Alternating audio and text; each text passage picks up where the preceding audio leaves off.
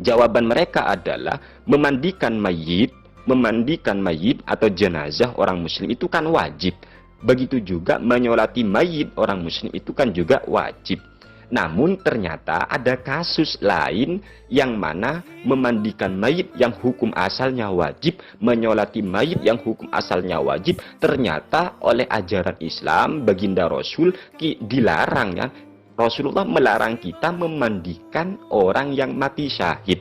Rasulullah melarang kita untuk menyolati orang yang mati syahid, dikarenakan ada darahnya orang mati syahid.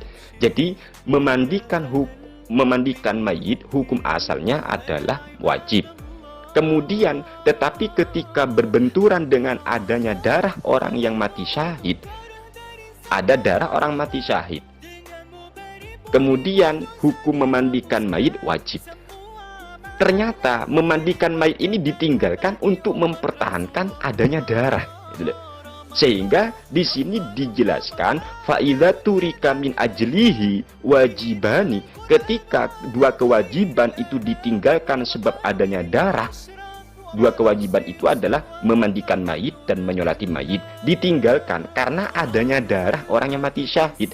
Berarti dalla ala rujhanihi alaihima likaunihi masyhudan lahu bitibi. Ini menunjukkan kuatnya alasan kenapa orang yang mati syahid tidak perlu dimandikan, bahkan haram dimandikan dan disolati. Alasannya adalah karena adanya darah orang yang mati syahid tadi. Sehingga darah itu nanti akan baunya menjadi saksi di hadapan Gusti Allah bahwa dia mati karena membela agama Allah.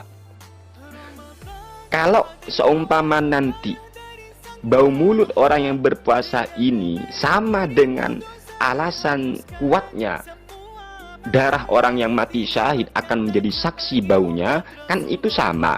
Fal muhafadzatu alal khulufil ladzi yusyarikuhu fi syahadati lahu bitibi aula bil muhafadzati fa innahu yutraku min ajlihi sunnatus siwak. Maka begitu juga hukumnya. Siwak kan memang sunnah, tetapi ada hadis bahwa mulutnya orang yang berpuasa nanti di hadapan Allah akan lebih harum daripada minyak misik. Maka disamakan dengan hukum tidak memandikan orang mati syahid sebab ada darahnya katanya. Maka alasan semacam ini langsung juga dikomentari oleh Imam An-Nawawi, langsung ditepis oleh beliau. Hadzal jawabu fihi nazrun zahirun. Jawaban semacam ini menyamakan bau mulut daripada orang yang berpuasa disamakan dengan darahnya orang yang mati syahid, sehingga orang yang mati syahid tidak perlu dimandikan, tidak perlu disolati karena mempertahankan darah, karena ada darahnya yang jangan sampai hilang. Jawaban semacam ini perlu dikaji ulang menurut Imam Nawawi di sini. Kenapa? Walam yutrak uslus syahidi wassalatu alaihi li ajri dami. Tidak benar ulama yang mengatakan bahwa orang yang mati syahid itu tidak perlu dimandikan, tidak perlu disolati karena memang ada darahnya. Itu gak benar.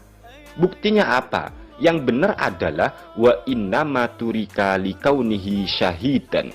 Orang yang mati syahid itu tidak boleh dimandikan, tidak boleh disolati, bukan karena ada darahnya, namun karena ajaran Rasul memang tidak memperbolehkan kita untuk memandikan jenazah orang yang mati syahid, dan juga Rasulullah melarang kita menyolati orang yang mati syahid.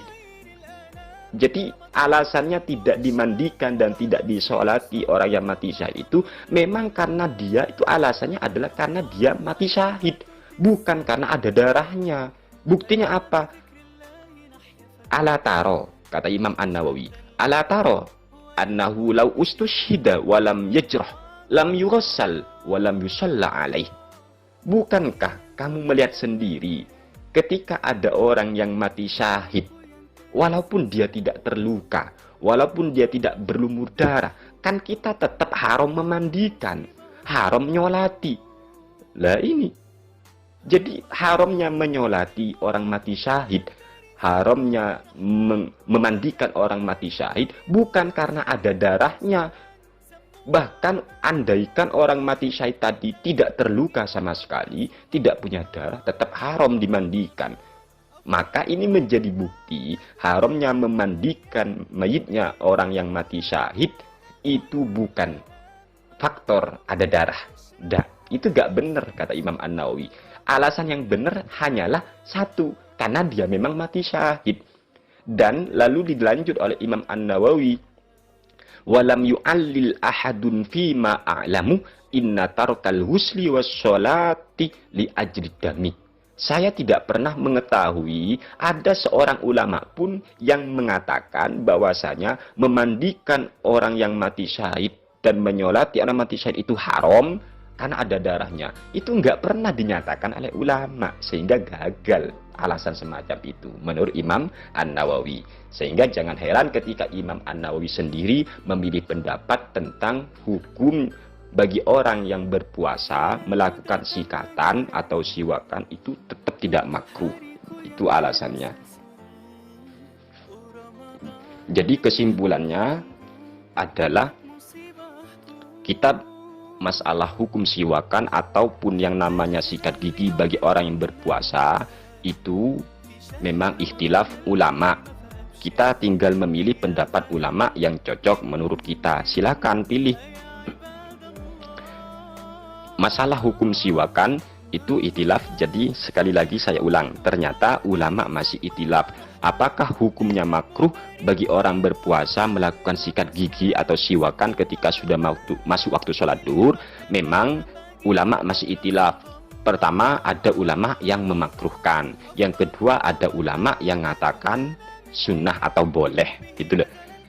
Untuk kitab-kitab masalah ini bisa dilihat dalam kitab I'anatut Thalibin karya Al-Allamah Abi Bakrin Utsman bin Muhammad Syatta Ad-Dimyati Al-Bakri halaman 82 cetakan Darul Kutubil Ilmiyah DKI Bayrut. Juga bisa dicek dalam kitab Hasyiatul Bujairami Al-Khatib karya Al-Allamah Asy-Syaikh Sulaiman bin Muhammad bin Umar Al-Bujairami halaman 175 Darul Kutubil Ilmiyah DKI Bayrut. Juga bisa dicek di dalam kitab Nihayatuz Zain fi Irsyadil Mubtadi'in karya Abi Abdul Mu'ti Muhammad bin Umar Ali Nawawi Al-Jawi Al-Bantani halaman 20 cetakan Syirkatul Ma'arif Bandung Indonesia.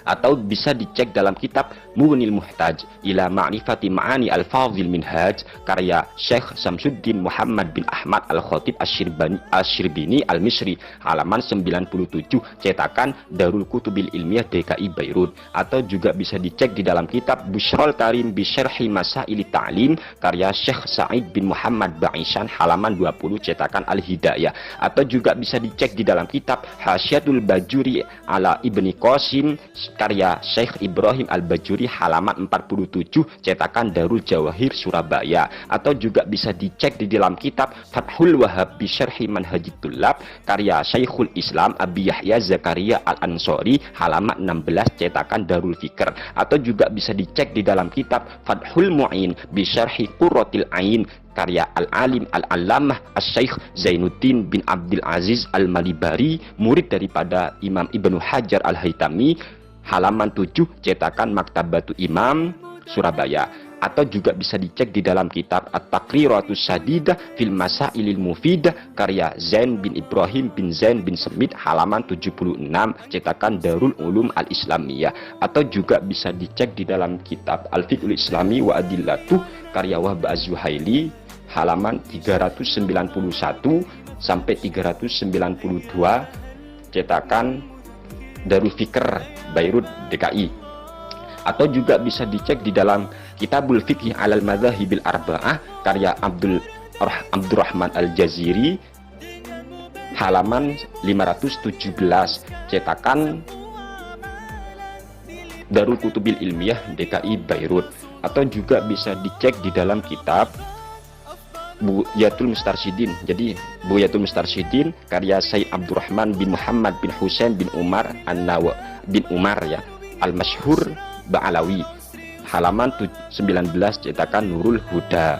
Itu bisa dicek di sana. Jadi intinya untuk para penanya atau teman yang nanya masalah hukum siwakan atau sikat gigi bagi orang yang berpuasa itu adalah makruh, itu karena memang